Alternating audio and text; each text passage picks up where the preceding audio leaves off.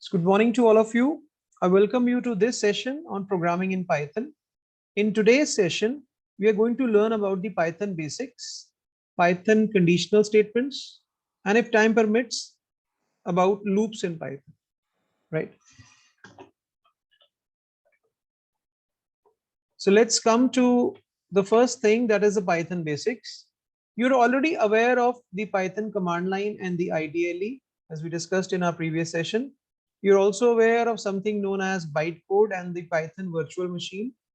Then commenting in Python, you've understood that if it's a single line comment, needs to be given, it needs to start with a hash, and multiple line comments should be enclosed in triple quotes.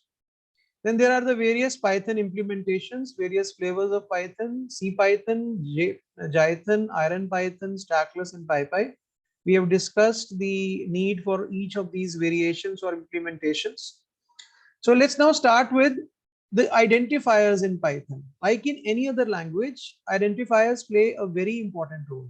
Okay, so identifier could be the name of a variable, could be the name of a class, could be the name of a function.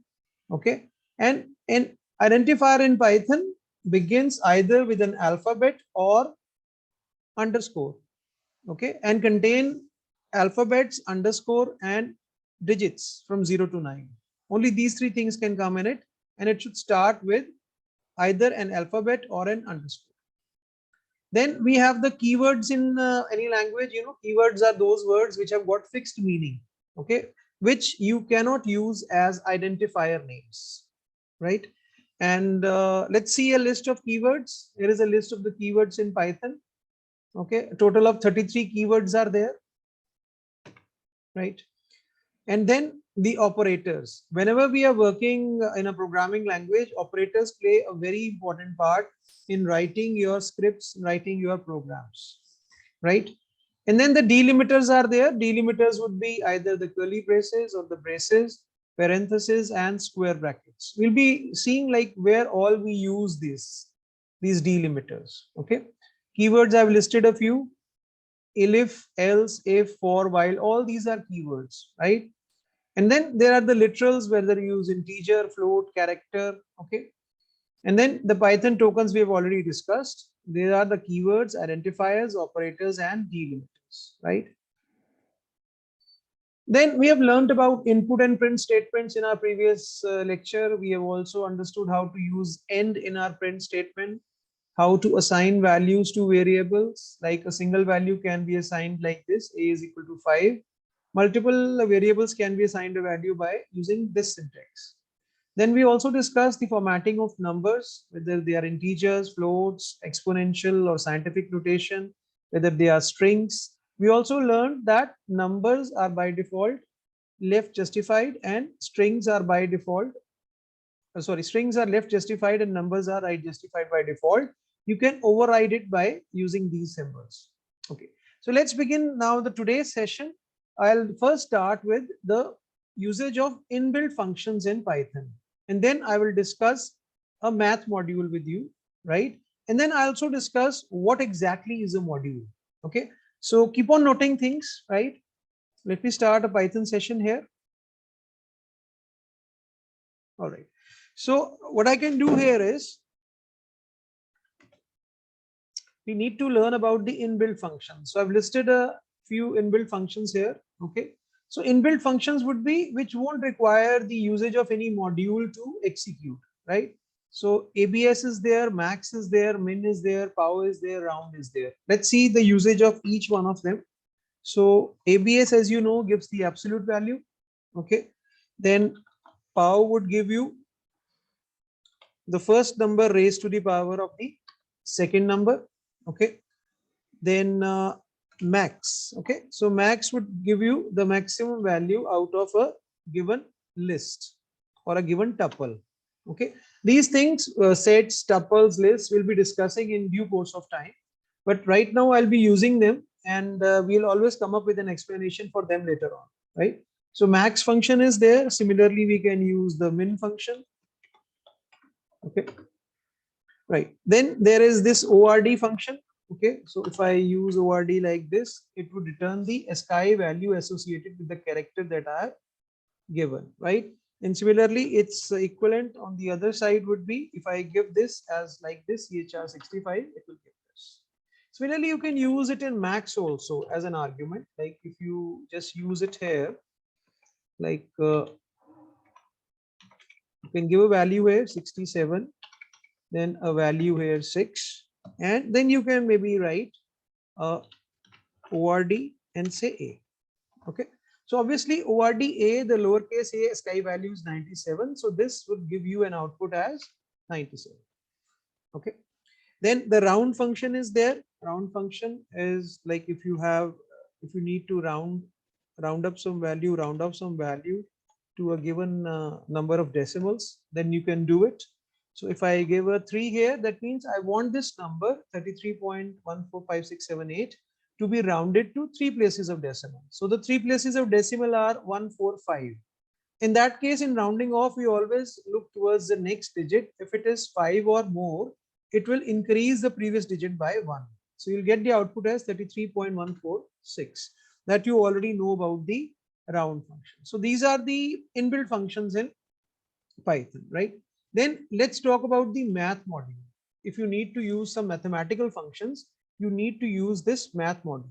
Okay, so obviously, first of all, I'll come back to this math module. We must discuss what exactly is a module, right? So listen carefully.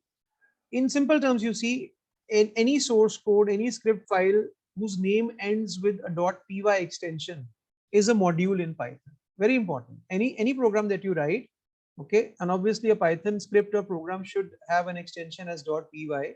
So any such program, we also call it a module. Okay, and nothing special is required to make a file a module.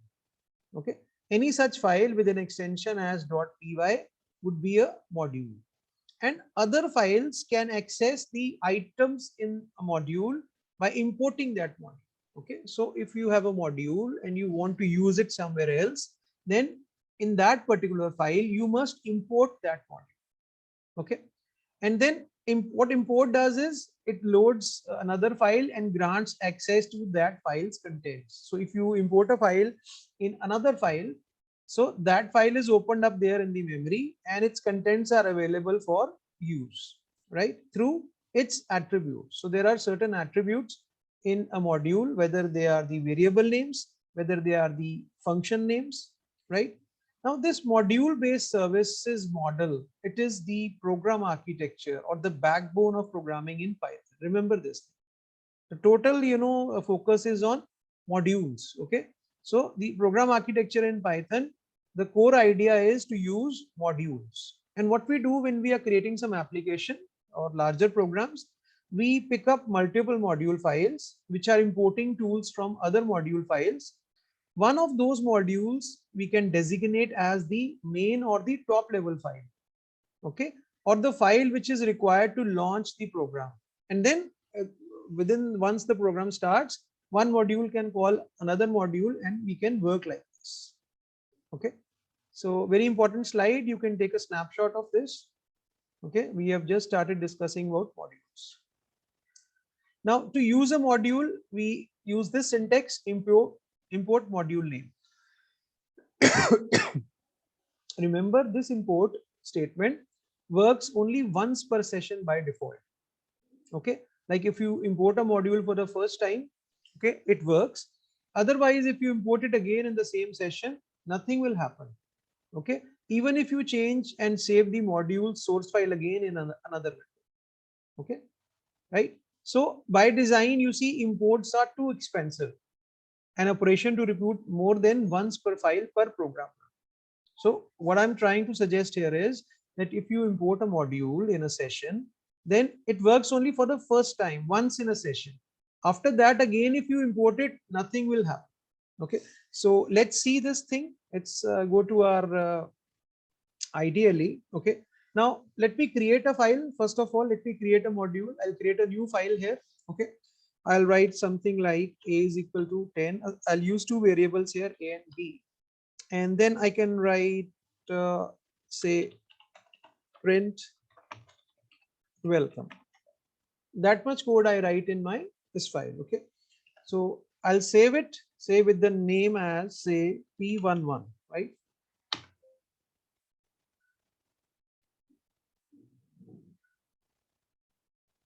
Okay, let's save it here. I'll save it, say D drive. I'll save all my code in D drive, right? So once you execute it, what happens is the variables A and B, they are set as 10 and 20 respectively, and a message print welcome is printed. Now let's go to our PyCache folder here, okay, and see whether we have this file. See, let's check whether we have this file here, okay. So there is no file. We just created a code P11, but we don't see a .pyc file here, right? Okay. So what is the reason behind this? Let's check it now. Let's do one thing here. Let me just cancel this thing. Let me just import this file now. Okay. So I'm importing P11. Obviously, I need to write here the complete path. Okay, there's some problem here.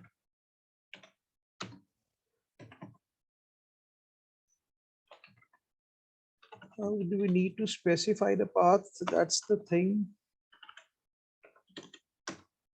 No, okay. Just a second.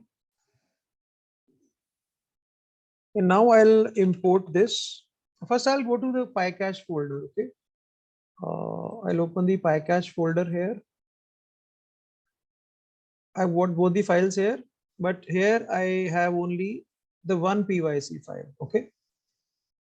And now if I import this P11, I'll see that this import has worked and it has imported the module. And once you've imported a module for the first time, then your this PYC folder PyCache, you know, that there P11 would appear. If not, it has not appeared. So it should be there in PyCache folder. Okay. We'll see why it is not coming, right? So if I run it again, nothing will happen. Okay. So import runs only once, right? Now, if we need to, why the question would be why this import runs only once? Okay. It is because there is a certain memory concern in imports. Okay. Like whenever you import a module, what are the things which happen in the background? Okay. The first thing is that the module to be imported is picked up. It is converted into bytecodes. It is then executed, and the attribute values within it need to be set. Like the attribute values here in module P11 were A and B. Okay, so it's a expensive memory affair. So that is why it is limited to only once per session, right?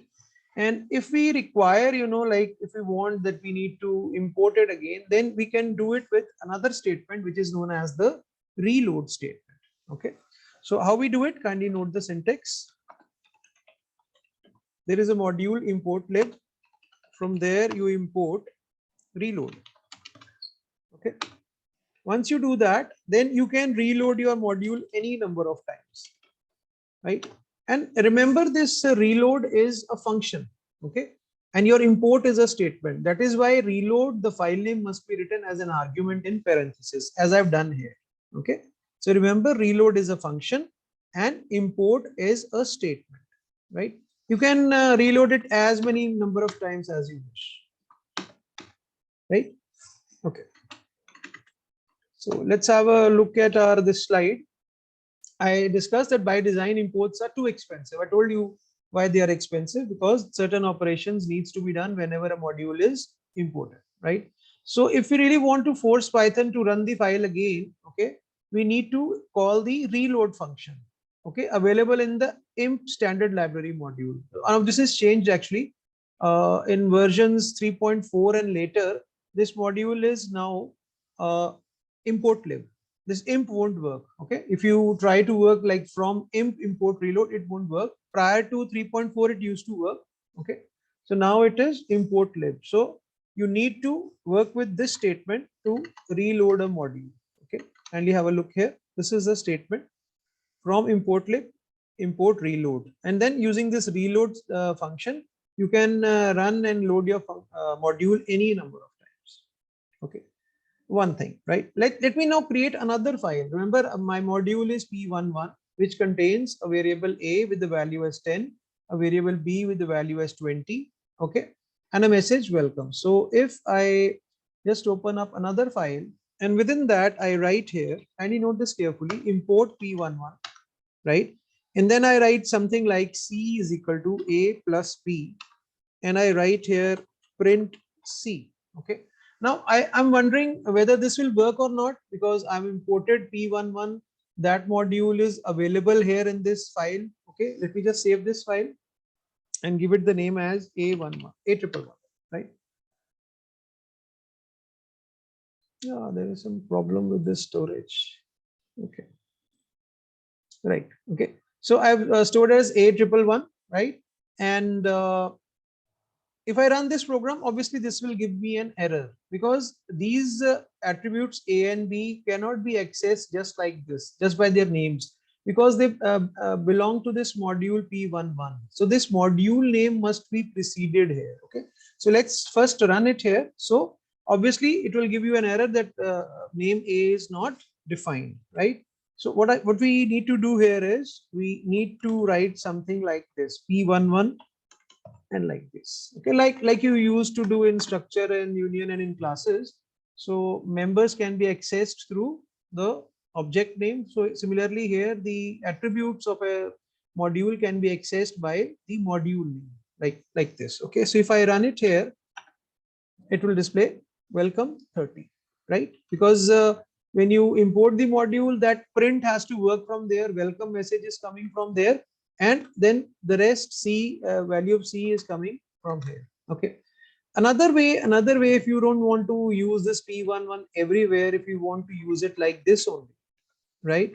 So you can just change this statement. You can write here from P11, and then you can mention whatever you want to import from P11. You can write like this: from P11 import A and B. Now this direct usage of A plus B would be fine. There won't be any problem with that. Okay, so this is another way. If there are a large number of attributes in your module, obviously then you can use a star here, so that you can use all the attributes, all the functions that are there within the module, right? So if you run it again, it will work, right? So this is regarding modules, very important concept. A module is, your Python program which ends with a .py file. So any file with extension .py is a module in Python, and you can use a module by using the import statement. A module is imported and runs only once per session. If you want to go ahead and run it many number of times, then you need to use this import lib module. So you need to write something like from import lib import reload, and then you must use the reload function to load the function once again, right? Similarly, you can just put a function here also. If I just load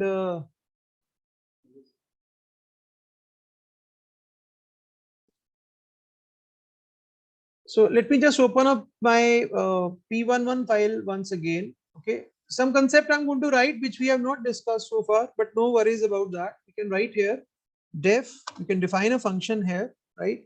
So I can just define a function show, okay, and then automatically we have an indent here. So function definition goes like this, the declaration part, then a colon, and then maybe I can write here print welcome. I can write something like this, okay.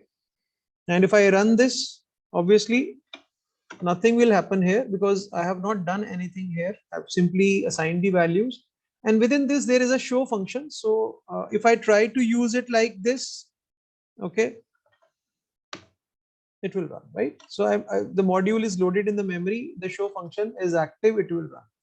And if we try to use it from our other file, right, say from this file, so what I can do here is I can use this print C, and then I can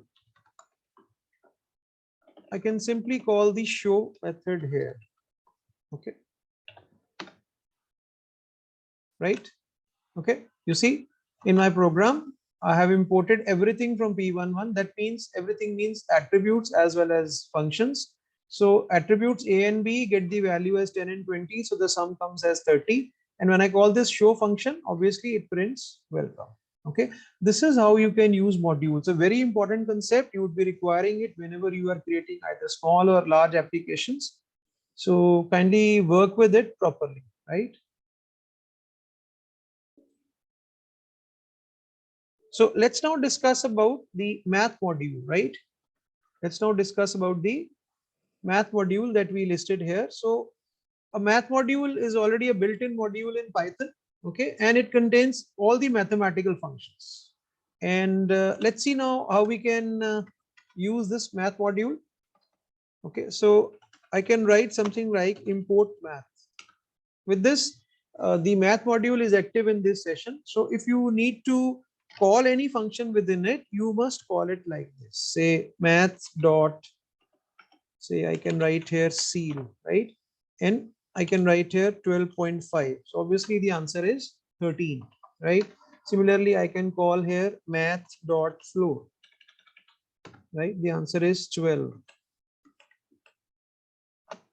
All right, then I can use this log, square root, sine. So you can use all these method here by using the math module. So if I use something like say math.sqrt, so if I don't want to precede this math module name in each of my function calls, what I can do is I can use something like from math import say sqrt. If I do like this, now within this session, the sqrt function can be invoked without any preceding of this math name. So if I run it here, it will work. So if you want it to work for all the functions, so you can use a star here. So from math import star. Now you can run all the functions of the math module just by writing their names, right? Similarly, like this. Okay. So similar to math module, there are many other modules in Python. Okay. There are many other inbuilt modules in Python. Plus you can create modules on your own also, right? So important concept, kindly, if you need to take a screenshot here, you can take here one of this important slide. I've listed a lot of things here. Another one would be this, which would be highlighting how to use the reload function, right? Next, let us discuss the operators. Like in any other language, there is a rich, collection of operators in Python, and obviously they have been categorized according to various categories. We have the arithmetic operators, we have the relational operators, the Boolean operators, the bitwise operators and shift operators, right shift and left shift, the assignment operators, membership operators. So many operators are there. Okay. Now their working is similar to whatever you have learned in C and C++. The usage might be a bit different. Okay. Plus there might be a few additional operators here, right?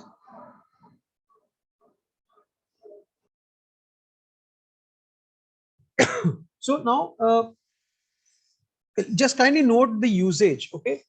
I don't know how well you are aware of the operators in C and C++. These are similar. Okay. They would be similar in working, but you must understand each and every operator, how it is used. Okay. So I'll shift to the ideally here, and I'll just list the arithmetic operators here. So we have a star, slash, then a double slash, then a plus, then a minus, then a percentage, and then a double star. So these are the arithmetic operators in Python. We have the multiplication operator, right? We have the division operator. This is the normal division, the real division. And if you need to do the floor division, floor, you understand, you use the floor function here. It will give you the value without any decimal. This is the floor division. Okay, I will see what it means. Then addition, subtraction, then percentage is the modulus operator, and double star is the exponentiation operator. So these are the 7 arithmetic operators in Python. Okay, let's see the usage now. Say we have two values, a is equal to 10 and say b is equal to 4. So let me just do all the operations here for you. If you need to ask anything, you can raise your hands. Okay. So first I've done A star B, then A slash B. Okay. This gives you a real result. A slash B gives you a real result. But if you do a floor division here, then the decimal point is truncated. So the answer is 2. Kindly note the difference between the real division and the floor division. Floor, FLOOR, right? Then A plus B, obviously you know, A minus B also you know. Then A modulus B, right? So A modulus B would be dividing A by B and looking for the remainder. Okay. So if we do this, we get 2 as the answer, right? Because 10 divided by 4, the remainder is 2. And if I do it here, A star star B, that would mean 10 raised to power 4, right? So that is 10,000, right? So these are the arithmetic operators. Now, if we look for this percentage, right? Minus 6 percentage. Okay. Let's try a negative value here. Minus 7 percentage 3. Okay. Then this answer comes as 2. Okay. So we must understand how this percentage works. What is the formula or what is the idea behind it? So I'm just writing something for you. Kindly note it. Say A percentage B. It is calculated like this. Kindly note this thing, right? This is the formula which is used to calculate the percentage value in, that is the modulus value in Python. Okay. A minus B star, and in parenthesis we have A floor division B. So obviously you can see here, if you just calculate this minus 7 percentage 3 with A as minus 7 and B as 3, you will find that the answer will come as 2. So be very clear about it. Kindly note this formula, right? You would require it at certain places. All right. So I hope arithmetic operators clear to you. Let's now see the relational operators. The relational operators, you know, they are or the comparison operators. They are used to compare two values, and they are returning either a true or a false as the result. Okay. So if I write here, say A is equal to 10 and say B is equal to 20, and if I use it A greater than B, right? If I use A greater than B, then obviously this statement is false. So it will give you a false result. If I use A equal to B, again this is false because A is not equal to B. If I use A not equal to B, this would be true. Like this, like you've learned in C and C++. Similar is the usage of these operators here in Python. All right. Then we have the conditional operators or the Boolean operators. Okay. We have this and, we have this or, and we have this exclusive or. I'm talking about the bitwise operators, right? So otherwise the other operators that you can work with is and, or, and not. I hope you are already clear with their working. If you need to combine two conditions and you want both the conditions to be true simultaneously, you should use and. If you want any one of the conditions to be true, then you use or. And if you want to negate some condition, you use not. Okay, I'm not diving too much into it because I know that you would be able to work with it, right?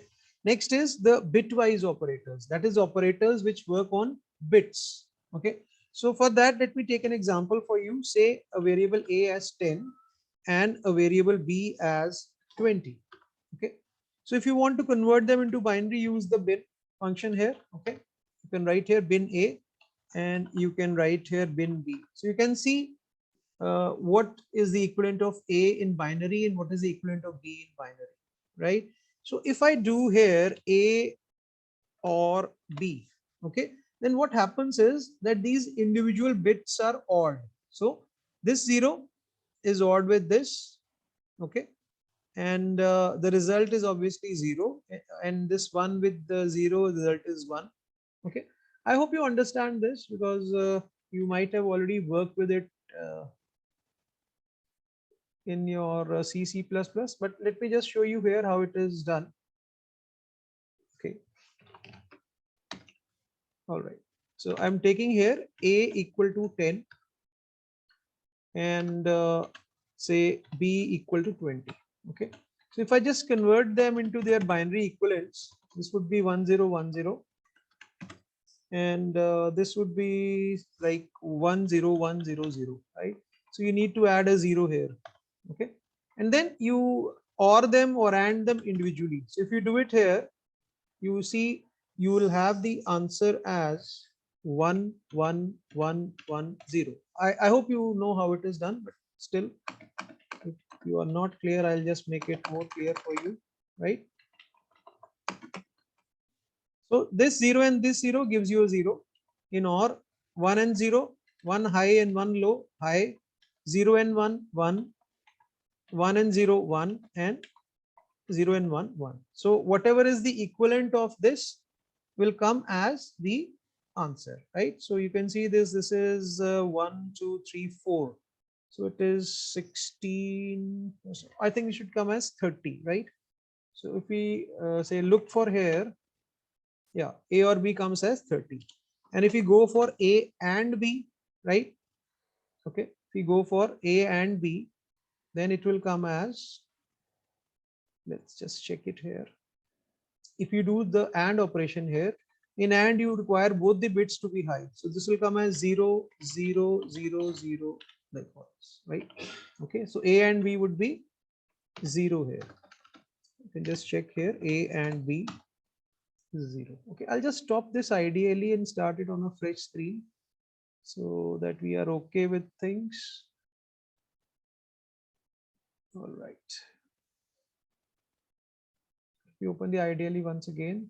So take A is equal to 10, B is equal to 20. So if we do as A and B, it's 0. If we do as A or B, that is a bitwise OR, it is 30. And if we do the bitwise exclusive OR, okay, how does that work? Let's just see, look at that. The exclusive OR operation is simple. You just add both the bits, okay, add the individual bits. If the sum is odd, the output is 1. If the sum is even, the output is 0. So for odd, we have a high output, okay, and like this, okay. So I think once again, we should have 30 as the answer, right? So this is the bitwise operators, right? When they work on the bits, right? Now let's work with the right shift and the left shift operators. Let's see whether you are aware of them, how they work. Okay. Say let's take a variable as a is equal to 4. Okay. Then the right shift operator is represented like this with a double greater than sign. Okay. A right shift is given by this. Now what is this right shift? Let's just understand this thing. Okay. So we have taken 4. I'll just move all this. So 4 would be coming like this, 0 0 0. I will do it in an 8-bit sort of thing. This is the binary equivalent of 4. Okay.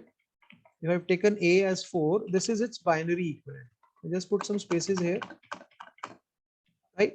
Now, if I use the right shift, that means I need to shift 2 bits towards the right.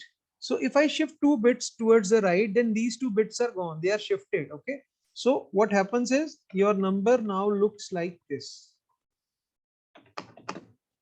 Right. So this is, if you perform, if I'll write here, A right shift by 2.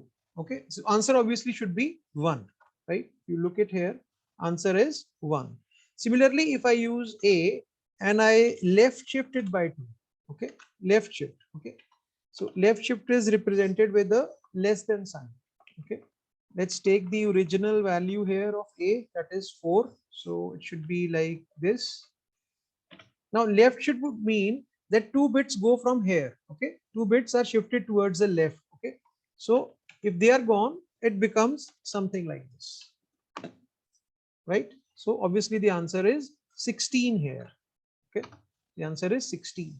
This is how you work with right and left shift operators. So you can work as many problems as you wish. I think you should be able to make it, right? Then the next category here is, there are many other categories. Assignment operators we have already seen. Then the membership operators are there, like is, not is, in, not in. Let's check them. Let's check some of these values. Say if I take something like, say A is equal to 6, okay, and I check A is 7, okay, so answer obviously is false. Okay, or a more appropriate example would be this, say A is equal to 8 B is equal to 9. So if I write A is B, the answer is false. If I say A is not B, the answer is true. Similarly, I can just check this value of A in some list or in some tuple. Okay, like this. If A in, okay, I can put some values here. Okay, obviously A exists in this tuple. Okay, tuples list I'll discuss obviously in the subsequent sections. I can also use a list here. Say I can use this value. Okay, obviously it will again return true. If I just omit this 8 from here, the 8 is not present in the list, obviously, then it will return a false. So is, not is, in, not in, you can just check these. These are the membership operators, that whether some variable belongs to certain structures, whether list or sets or tuples or not, right? So that is regarding the operators. So this is the Python operator precedence. Okay. So you must understand what is the hierarchy of operations. Okay. What is the precedence, right? So you can see here that exponentiation is the strongest operator, is executed first. Then we have the unary plus and the unary minus and the bitwise negation. Then we have the arithmetic operators. Then we have the left shift and the right shift. And within the bitwise and XOR and OR, you see these. This is the hierarchy. Then all the the comparison operators, they are at the same level. Remember this. This is different from C++.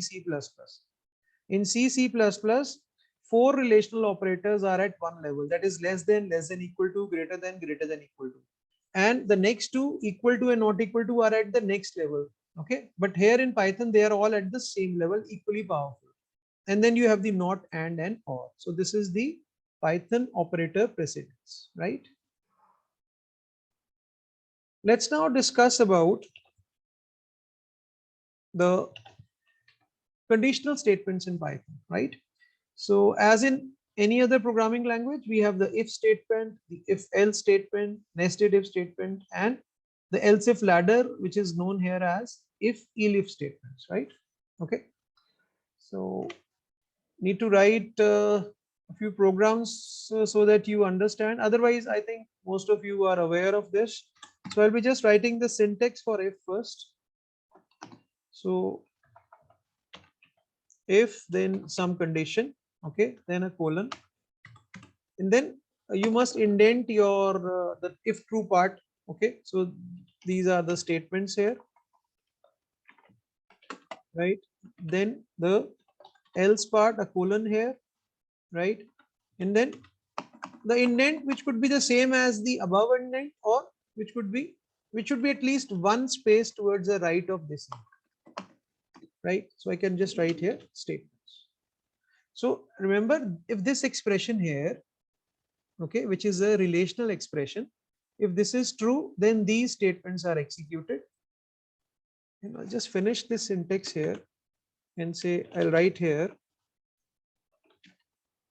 say statement X, which is the next statement after this if else block. So now see here, this expression is a condition, is a relational expression, okay, which returns either true or false. So if this expression is true, then these statements are executed, and after that statement X is executed, okay, and these statements are skipped. If this is false, then these statements are skipped, this is executed, and then we continue with the rest of the program, right? This is about if else statement, right? Then you can also nest them. That I don't think I should be telling you, because you people have done a lot of programming already.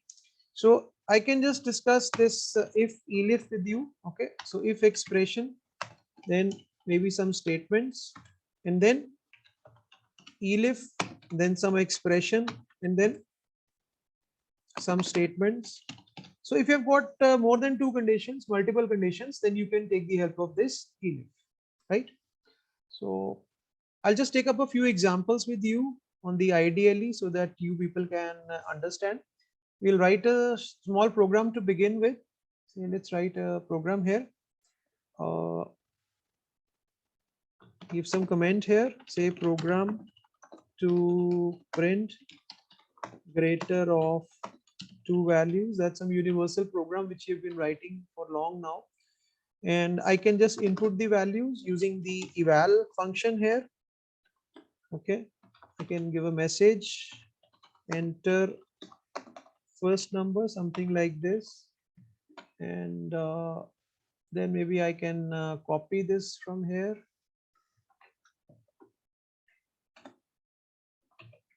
Then I can write here b is equal to like this. So I've inputted the two numbers here. I can change the message obviously. Right.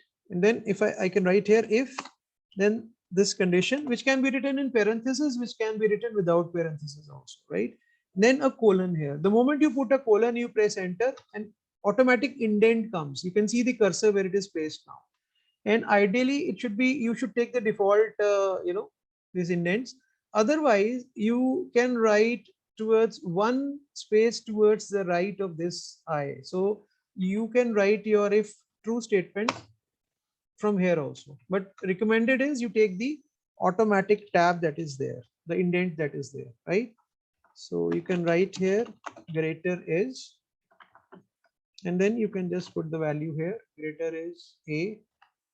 Then you can write else here.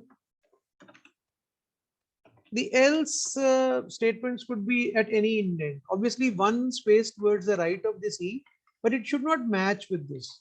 Otherwise, for a good appearance, it should look like this, but not compulsory, right?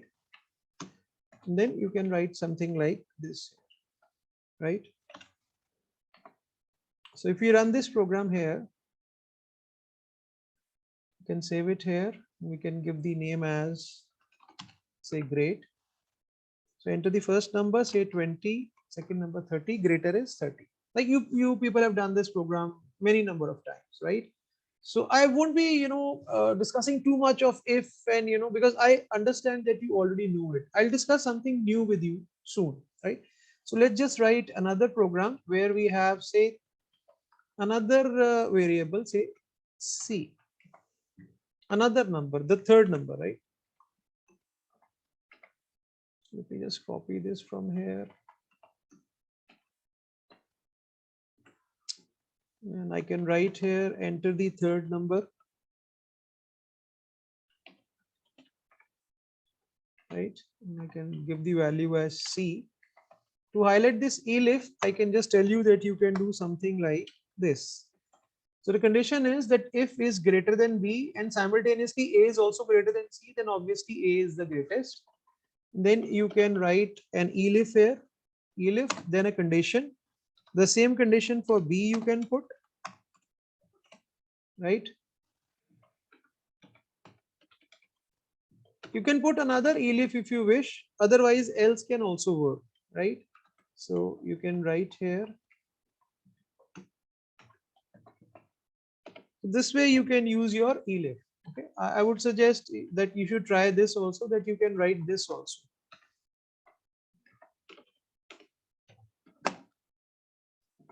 You can write the same for C, right? And you can print this as C.